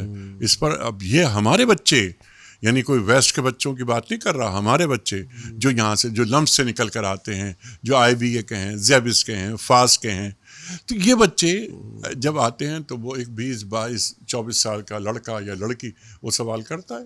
اب اس سوال کا جواب دینا ضروری ہے. بہت سے افراد اس سوال کو سمجھنے ہی کی صلاحیت نہیں رکھتے. تو جب آپ دین کی بات کر رہے ہیں، دین کی نمائندگی کر رہے ہیں، دین کی انٹرپریٹیشن کرنے کے لیے بیٹھے ہوئے ہیں، تو آپ کو بہت زیادہ اپ ڈیٹڈ ہونا چاہیے. کل تک کیا ہوا اس دنیا میں، کم از کم یہ اتنا معلوم ہو کہ کل دنیا آگے بڑھ رہی ہے، آگے بڑھتی جائے گی، لیکن دین اس سے بھی آگے نظر آئے گا. ایبسلیوٹ ہے دین، ایبسلیوٹ ہے دین. تو دین کو ابھی کہلا یکون دولتم بین الاغنیاء منکم، اکنامک سب سے بڑا مسئلہ ہے نا. دین اصول دے رہا ہے، اس اصول کو سسٹم میں ڈالنا، بلکہ اس اصول کو سسٹم میں ڈھالنا وہ کس کا کام ہے؟ وہ دین پیش کرنے والے کا کام ہے. تو دین پیش کرنے والا بتائے. گڈ گورننس کتنا بڑا مسئلہ ہے، کون بتائے گا؟ دین بتائے گا، قرآن بتائے گا، اور صاحب قرآن بتائیں گے صلی اللہ علیہ وآلہ وسلم. تو ایک ویژنری آدمی چاہیے جو دین کے بارے میں بات کرے. اور عہد کا لمس وہ ضروری ہوتا ہے کہ بولنے والے کی گفتگو میں عہد کا لمس شامل ہو. ورنہ بہت ساری باتیں لوگ سنتے رہتے ہیں. آپ یہ دیکھیے جمعہ کا خطبہ ہوتا ہے, جمعہ کے دن لوگ جاتے ہیں, امام صاحب کی تقریر مکمل ہو جاتی ہے, اس کے بعد ہماری یوتھ وہ گھروں سے نکلتی ہے اور مسجد کا رخ کرتی ہے. کاش جب امام, یہ میں نے اصل مجموع بات کر رہا ہوں, جی جی کچھ لوگ ہیں لیکن وہ اکثریت میں نہیں ہیں کہ جن کی تقریر سننے کے لیے لوگ جائیں نوجوان لب کے. پہنچیں. تو میں غور کرتا ہوں, ریسرچ کرتا ہوں, دیکھتا ہوں کہ کتنی یوتھ آئی ہے. حکم جنرل بات پہ لگایا جاتا ہے, صحیح جنرل بات پہ لگایا جاتا ہے. تو جنرل کتنے بچے جاتے ہیں, یعنی کتنے نوجوان جاتے ہیں؟ میں دیکھتا ہوں 90% نوجوان نہیں جاتے, وہ امام صاحب کو نہیں سنتے, کیونکہ ان کے ذہن کے کسی گوشے میں یہ بات ہوتی ہے کہ ہم امام صاحب کے مقابلے میں زیادہ جانتے ہیں. تو حالات حاضرہ پر کیوں نہیں بات ہوتی؟ نئے جو سوالات ہیں, یہ نوجوان لڑکے اور لڑکیاں کیا ہماری کلرجی سے کر سکتے ہیں؟ مشکل ہے. بہت کم لوگ نظر آئیں گے نا, بہت اچھا کم مجھے لوگ. ایک بات یاد آ رہی ہے کہ آپ کی منسٹری میں ایک کام یہ بھی ہوا, اگر میں غلط نہیں ہوں, کہ آپ نے کچھ پیپرز بھی لکھوائے تھے, اکیڈیمک پیپرز, نئے جو چیلنجز ہیں اس کے حوالے سے. اب یہ بڑا اچھا یاد دلایا. اب وہاں ایک کام یہ ہوا ہمارے پاس, اور ہوتا ہے ہمیشہ, ہر سال ہوتا ہے, کہ ہماری منسٹری 12 ربیع الاول کو ایک کانفرنس کرتی ہے بہت بڑی, اس میں کروڑوں روپے خرچ ہوتے ہیں وغیرہ. اچھا, اب بہت سارے موضوعات ہوتے ہیں, لیکن میرے مطابق کچھ زندہ موضوعات ہوں جو وقت سے جڑے ہوئے ہوں. بالکل. تو اس کے لیے ہم نے یہ کہا کہ اس سال کا جو موضوع ہوگا ہمارے معاشی مسائل کا حل سیرت پاک صلی اللہ علیہ وآلہ وسلم کی روشنی میں. اس پر ہم نے وہ آرٹیکل بھی لکھوائے, اور پھر ہم نے وہ کانفرنس کی. صدر پاکستان بھی تشریف لائے, اور الحمدللہ پورے پاکستان کے علماء جو کہ پہلی بار مدعو ہوئے تھے ان کو بلایا گیا. اب وہ کہ وما ارسلناک الا رحمۃ للعالمین, ہمارا ایمان ہے, ہم یعنی بات کرنا چاہتے ہیں اس پر, لیکن جو بڑے موضوعات جو جوڑیں, آج کا بڑا مسئلہ ہے, معیشت کا مسئلہ ہے, تو کیا ہی اچھا ہو کہ ہمارے معزز علماء معیشت پہ بات کریں, حل پیش کریں. سرکار دو عالم صلی اللہ علیہ وآلہ وسلم نے ریاست کی بنیاد رکھی. کیا اللہ کے رسول صلی اللہ علیہ وآلہ وسلم اپنے کسی امتی کو مفلس غریب دیکھنا چاہتے ہیں؟ نہیں دیکھنا چاہتے. تو آپ نے امت کی مفلسی کو دور کیسے کیا؟ دولت کی تقسیم کیسے ہوتی ہے؟ تو ہم نے کوئی 15-18 موضوعات دیے, اس پر پیپرز لکھوائے. پھر ایک بات اور ہے, انہیں کتابی شکل میں شائع کیا اس کانفرنس کے بعد, جو پاکستان میں ہماری منسٹری کی تاریخ میں کبھی نہیں ہوا.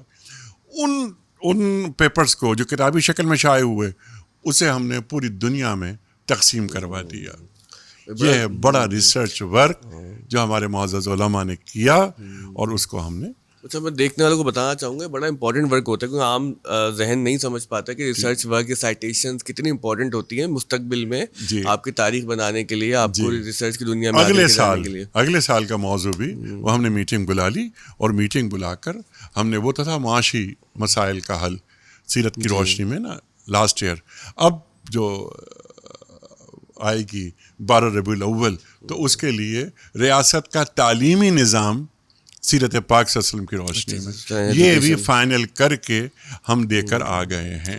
اس میں مجھے ذاتی طور پر انٹرسٹ ہے, کیونکہ آپ نے کچھ انٹرویوز میں بات کی مسجد اسکول والا آئیڈیا جو ہمارا, تو ہم آپ کے سامنے ایک چھوٹی سی ایفرٹ کر رہے ہیں. ماشاء اللہ سے ہمارے پاس 3000 سے زیادہ طلباء طالبات پڑھ رہے ہیں, اور یہ مسجد مدرسے کے سارا اسپیس ہے جس کو ہم نے مذہبی تعلیم کے ساتھ جدید تعلیم سے بھی ہم آہنگ کیا ہے.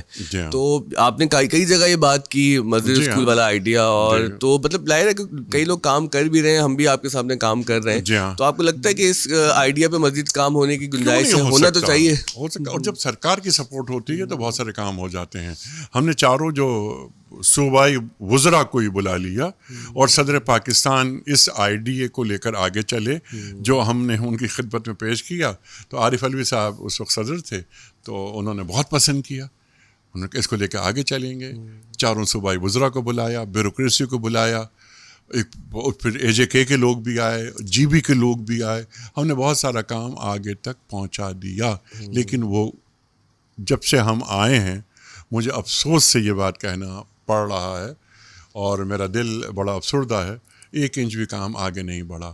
ہم نے ایک کام اور بھی یہ کیا تھا, تمام علماء کو ساتھ رکھ کر اور اسلامی نظریاتی کونسل کو ساتھ رکھ کر کہ پورے پاکستان میں 2.5 لاکھ سے زیادہ مساجد ہیں, تو جمعے کے جو خطبے کے موضوعات ہیں وہ موضوعات قرآن سے نکالے جائیں گے. تھیمز تو بنائیں, کم سے کم ان کی تھیمز بنا لیں. کر لی, ہو گیا, سب کام ہو گیا.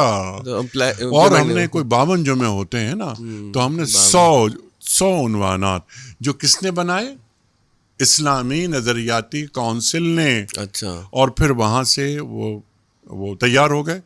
اب اس پر عمل کرنا, اب اس پر عمل کے لیے آرڈرز جاری ہونے ہیں نا, تو اس میں دلچسپی لوگوں کی نہیں ہے. تو بڑا افسوس کی بات ہے. افسوس کی بات ہے. اور تمام موضوعات قرآن کریم سے ہیں. اس میں 2 مسائل, ایک تو آرڈر جاری کرنا, پھر یہ کہ ظاہر ہے کہ ائمہ اور مساجد کا تعاون میں آنا, کیونکہ آپ کو پتہ ہے کہ مساجد اور جو ہمارے مدارس ہیں تمام علماء ہمارے ساتھ ہیں الحمدللہ. اچھا, ہم نے تو یہ بات بھی کی تھی نا کہ ہم مسجد کے اندر تو آپ تو کروا بھی سکتے تھے بلکہ کلینک. ہاں جی, ہم نے کہا کہ ایک کلینک مسجد میں ہو چھوٹا سا, کہ جس میں کم از کم یہ کہ شوگر کا ٹیسٹ, BP کا ٹیسٹ یہ ہو جائے, کم از کم اسپرو مل جائے, پیراسیٹامول مل جائے. ہم تو کراچی, لاہور, اسلام آباد بڑے شہروں میں رہتے ہیں نا. اب آپ دیکھیے کہ جن گاؤں گوٹھوں میں ان کو تو پتہ ہی نہیں ہے کہ یہ دوا کیا ہوتی ہے, غربت ہے. تو مسجد کا ایک کام یہ بھی ہے کہ وہ دوا بھی وہ دے, دعا بھی دے, دوا بھی دے. فجر سے لے کر ظہر تک مسجد خالی پڑی ہے. بہت افسوس کی بات ہے. تو اس میں پرائمری اسکول کلاس 1 سے کلاس 5 تک کم سے کم 2 کروڑ 60 لاکھ بچے اسکول کا لفظ نہیں جانتے. یہ نمبر بڑھ گیا ہے. اب جو ڈان نے ریسنٹ رپورٹس کے مطابق یہ نمبر اور بڑھ گیا ہے, اور بڑھ گیا میں سیلاب آئے نا, اس کے بعد جو اسکول کچھ اور تباہ ہو گئے, مزید بچے بھی. ہمارے پاس آخری فگر ہے 2 کروڑ 60 لاکھ کی. یہ بچے کلاس 1 سے کلاس 5 تک مسجد میں پڑھیں اور امام صاحب کی نگرانی میں ہی پڑھیں. آپ نے دیکھا گاؤں دیہات کی بات کی, میں ہم مارٹن روڈ کے علاقے میں بیٹھے ہوئے ہیں, یہ آف دا اسکول ہے, بغدادی مسجد ہے. یہی صورتحال دیکھ کے ہم نے بھی مسجد میں کلینک بنائی ہے, اور خاتون آتی ہیں اور وہی شوگر کے ٹیسٹ, دوائی دینا. تو یہاں پر شہروں کے اندر اب معاشی ابتری اتنی زیادہ ہے کہ لوگوں کے پاس حالات نہیں ہیں. میں نے یہ دیکھا بچپن سے ہماری مسجد میں نا, ظاہر ہے کہ وہ دم کیا جاتا ہے اور تعویذ دیا جاتا ہے, تو 40-50 خواتین عصر کے بعد بیٹھی ہوتی تھیں. تو اب دیکھتا تھا کہ بچوں کو بخار ہو رہا ہے, وہ تپ رہے ہیں نا, اور وہ ظاہر ہے کہ ان کے پاس استطاعت نہیں ہے, پیسے نہیں ہے, تو وہ کہتے ہیں بھائی آپ پیر صاحب ان کو بس کچھ پڑھ کے پھونک دیں, ٹھیک ہو جائے. تو اللہ کا شکر ہے کچھ دوستوں نے مل کے ہمت کی, ہم نے مسجد میں کلینک بنائی, اور اب یہاں پہ فری آف چارج وہ خاتون. اچھا, ہم نے کہا کہ بھائی آپ تعویذ بھی لے لیں اور ساتھ جاتے ہوئے دوا کا پرچہ بھی لے لیں اور دوائی بھی لے لیں, جس سے اللہ تعالیٰ آپ کو دونوں بال, وہ ایک الگ بحث ہے, لیکن یہ کہ دوائی بہت زیادہ ضروری ہے. تو یہ آپ نے بڑی اچھی بات اٹھائی, کہ ہم تو مجھے یاد ہے بلکہ یہ کہ ہم آف دا اسکول کا جب کام تھوڑا سا ایکسپینڈ کرے تھا, آپ کے گھر میں بھی ایک میٹنگ ہوئی تھی ہماری کچھ دوستوں کے ساتھ, احمد جاوید صاحب کے ساتھ, جس میں آپ سے بھی ہم نے کئی باتوں پہ رہنمائی لی ہے. احمد جاوید صاحب نے کہا کہ بھائی اس طرح سے آپ کو لے کے چلنا ہے تاکہ جو خلق خدا کا فائدہ ہو سکے. تو لیکن انکل بڑا افسوس یہ ہوتا ہے کہ نا کہ بہت ساری باتیں ہوتی ہیں, لیکن لگتا ہے کہ اتنی مساجد ہیں, اتنی بلڈنگز ہیں, لیکن یہ کچھ ہو نہیں پا رہا سوسائٹی میں, تو وہ بہت مایوس کر رہے ہیں اندر سے. لوگ کر رہے ہیں, نجی طور پہ کر رہے ہیں. میں چاہتا ہوں کہ سرکاری چھتری تلے آ جائیں, بس وزیر اعظم کا ایک آرڈر ہو جاتا ہے نا, تو یہ بہت بڑی بات ہوتی ہے, بہت بڑی سپورٹ ہوتی ہے. نجی طور پہ بہت لوگ کر رہے ہیں. آپ نے اپنی الحمدللہ یہ امت بڑی مضبوط ہے. کراچی میں ہم اپنے شہر کی بات کریں, کراچی کے کتنے یہ ادارے ہیں جو کام کرتے ہیں ویلفیئر کا, اللہ اکبر. اگر یہ آپ ایک تصور کریں کہ 2 دن کے لیے یہ ادارے ہٹا لیے جائیں, 2 دن کا 1 دن میں بیٹھ جائیں گے. کوئی ایمبولینس ہی نہیں ہے کراچی کے پاس, ساری ایمبولینس سے تو NGOs کی چل رہی ہیں. جی ہاں, تو یہ لوگ کام کر رہے ہیں الحمدللہ. ذرا اس کو اور آگے بڑھائیں. چراغ سے چراغ جلتا ہے, اور جب پہلا چراغ دوسرے چراغ کو جلاتا ہے نا, تو پہلے چراغ کی روشنی کم نہیں ہوتی. اچھا, میرے 2 اور سوال آتے ہیں. ایک تو یہ کہ ہمارے اسکول میں ماشاء اللہ 3000 سے زیادہ طلباء طالبات ہیں, بہت سے سینکڑوں ٹیچرز ہیں, ان کو آپ کیا پیغام دیں گے, اپنے آپ کو کس طرح سے وہ بہتر انسان بنائیں, موٹیویشن کس طرح سے ان کے اندر یہ ہو کہ جو کچھ میں کر رہا ہوں یا کر رہی ہوں, اس کا اجر مجھے اللہ سے چاہیے. کیا بات, پہلی بات یہ. اچھا اللہ تعالیٰ کسی کا قرض اپنے پہ نہیں رکھتا. سبحان اللہ. اللہ تعالیٰ سے زیادہ غیرت مند کوئی نہیں ہوتا. الخلق عیال اللہ, بے شک. تمام مخلوق اللہ کا کنبہ ہے. بس انسان کی خدمت کرتے ہوئے اللہ کو حاصل کر لے.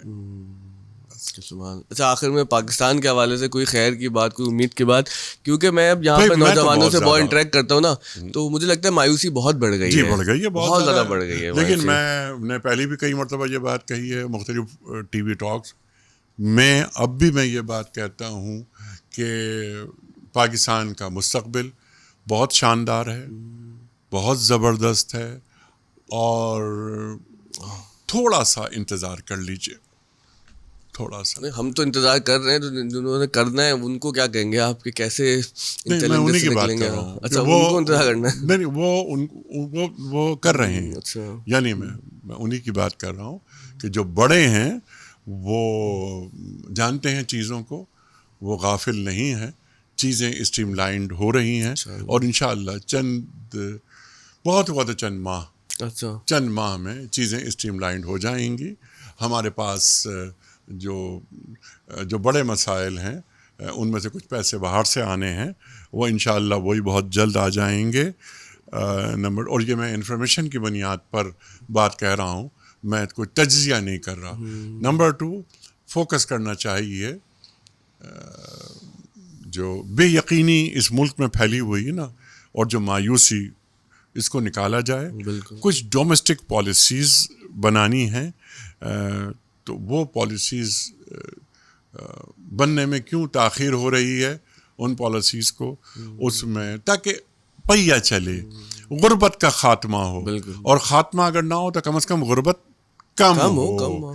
اب یہاں جو بڑے ہمارے سیکٹرز ہیں, ٹیکسٹائل ہے, ریئل اسٹیٹ ہے, اب دیکھیں ان پہ توجہ زیادہ ہونی چاہیے. لیکن میں پھر کہوں گا ہمارا آنے والا کل بہت روشن ہے انشاءاللہ. میں تو تھوڑی سی عوام کی نمائندگی کر کے یہ بات بھی کہوں کہ اب لوگ یہاں تک کہتے ہیں نا کہ جو شہری اور ریاست کا جو سوشل کانٹریکٹ ہے وہ بھی ایک کمپرومائز سا نظر آتا ہے. حالانکہ اس کے اندر کچھ زیادہ ایگزیجریشن بھی ہوگی, مبالغہ بھی ہوگا. تو پہلے یہ کانٹریکٹ جو تھا, یعنی جو عمرانی معاہدہ, وہ کب رہا عمرانی معاہدہ, کب رہا؟ دیکھیے سب سے پہلے سمپل سی بات ہے, یعنی بالکل ہم اس میں کوئی سائنس نہیں اور کوئی دقیق گفتگو نہیں. جو بے یقینی ہے نا, بے یقینی کو ختم کیا جاتا ہے معیشت کو اسٹرانگ کر کے. بالکل سمپل. اقبال نے جو بے یقینی کے بارے میں کہا نا, ایک جگہ اقبال لکھتے ہیں کہ بے یقینی غلامی سے بدتر ہے, اور دوسری جگہ لکھتے ہیں کہ بے یقینی موت سے بدتر ہے. یہ اقبال فرما رہے ہیں. تو یہ ہمارے لوگ ہیں, یہ ہمارا وطن ہے, اور انشاءاللہ تعالیٰ بہت جلد ہم اپنی آنکھوں سے دیکھیں گے. جو آپ کی بات, تو آپ نے غافل والی بات کی نا, تو وہ غافل نہ رہ خودی سے کر اپنی نگہبانی, شاید کسی حرم کا تو بھی ہے آستانہ. جی ہاں, تو جی بالکل. تو انشاءاللہ تعالیٰ آنے والا اچھے دن آئیں گے, اور لوگوں کو مایوسی سے نکالیں نجم صاحب. ہاں یہ بہت مایوسی سے نکالیں بس. اور میں تو کبھی کبھی نا خود وہ مایوسی اندر سے فیل کرتا ہوں, تو کوشش کرتا ہوں کہ ایفرٹ کر کے کہ بھائی اس سے ہم بھی نکلیں اور لوگوں کو بھی نکالیں, کیونکہ وہ ایک وائرس کی طرح ہے مایوسی, جو پھیلتی ہے اور پھر مزید لوگ دوسروں کو مایوس کرتے ہیں. اور میرا خیال ہے کہ اس وقت کوئی گرم چائے پینے کا وقت آ گیا ہے, تو ہم ایک گفتگو طویل ہو گئی ہے ہماری. میں نے کچھ زیادہ وقت نہیں لیا. نہیں بالکل نہیں, مجھے تو وقت کا پتہ چلا میں نے کتنا وقت ہوا ہے. پہلے بات زیادہ وقت نہیں ہوا, ہم تو اتنی بات عموماً کر ہی لیتے ہیں. تو بہت بہت شکریہ, آپ نے ہمیں اتنا وقت دیا. نہیں, اور ہمیشہ آپ سے بات کرنا اچھا لگتا ہے. بہت اچھی گفتگو ہوتی ہے اور بہت اچھے سوالات ہوتے ہیں. اور ہمیشہ میں ایک درخواست آخر میں کرنا چاہوں گا کہ ہم الف پروگرام آپ کا بہت دیکھا ہم نے, اور ابھی بھی یوٹیوب پہ کبھی کبھی واقعی میں رات کو نا وہ دیکھتا ہوں وہ پروگرام. مطلب کبھی کبھی لوگوں کو بتاتا ہوں, کوئی یقین نہیں آتا, تم پاگل لوگ رات کو یہ الف پروگرام کون دیکھتے ہیں. تو بہت سارے نکات جب ہم دوبارہ دیکھتے ہیں سمجھ آتے ہیں, ہر دفعہ ایسا لگتا ہے کہ کوئی نئے نکات نکل رہے ہیں. تو احمد جاوید صاحب کے ساتھ بھی ہم نے یہاں پہ پروگرامس کیے ہیں, تو میری بڑی خواہش ہے کہ جب وہ دوبارہ کراچی آئیں تو ایک پروگرام ہم ان کا ریکارڈ آپ کے ساتھ کریں, تاکہ جو الف کے زمانے کی, میری خواہش ہے یہ, الف کے زمانے کی یاد تازہ ہو جائے. نہیں, الف کے زمانے کی یاد تازہ ہو جائے گی. وہ 2002, اب یہ 24 ہے, 22 سال گزر گئے. تو 2002 والا انیق بھی نہیں ہے, اور 2002 والے احمد جاوید صاحب بھی نہیں ہیں. اور احمد جاوید صاحب تو خیر بڑے آدمی ہیں, ہم نے ان سے زندگی بھر سیکھا ہے اور مستقل سیکھتے ہیں, وہ تو استاد ہیں ہمارے. لیکن میرے سوالات 2002 والے نہیں ہیں.